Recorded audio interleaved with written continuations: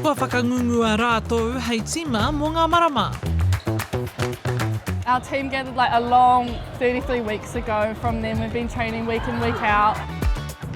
After South Islands, as a team, we figured out what our flaws were and what we needed to work on. So going in practices and doing practice games against other teams, we worked on those.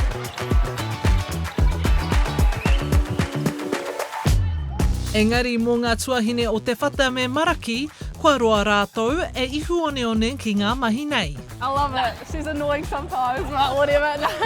We've learnt lots about communicating, getting to know each other on and off the court. I love playing with her, enjoying it, pushing her to a limit.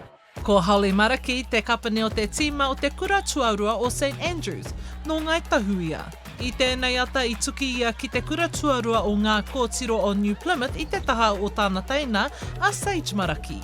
It's been so good just learning from her. She's taught me so much. This year's been a great learning opportunity for both of us. It's probably one of our only opportunities we'll have in our whole lives to play in the same team. It's such a high level, which is pretty awesome. Koinei te rangi whakamutunga o te whakataetai poi tarawhiti a motu ki o tautahi. Hei tā Hayley Te Whata, he miharo te tākoro I te taha o tō whānau. At home we don't really have a school league competition, so we have to play against adults, so coming here really forces us to up our game, up our intensity, up our speed. So yeah, it's good for us to get on the court and play against girls who have good speed. Oh, it's a great opportunity to be out here, especially playing with my older sister. I've got a few more years to go, so I'm excited to play at this intensity and everything. Ai muri te kēmu whakamutunga I te kura tuarua, ka tiro whakamua Hayley Maraki, raua ko Hayley Te Whata, ki te whakawhanake I a rātou teina I roto I tēnei kēmu.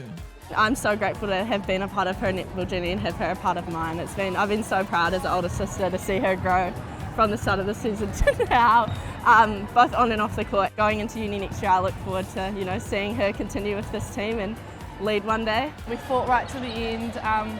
I'm very proud of myself, I'm very proud of Dee. But no, yeah, good, put my heart out. Last game as a New Plymouth Girls High Year 13 Netball Premier player, so very proud. Te Whata sisters signing out! I eke Howard College hei kaitoa o te whakataetai, I toa rātau I a Avondale College I runga I te kōwhiringa kotahi. Hora Kairingi Nicholas, Tahu News.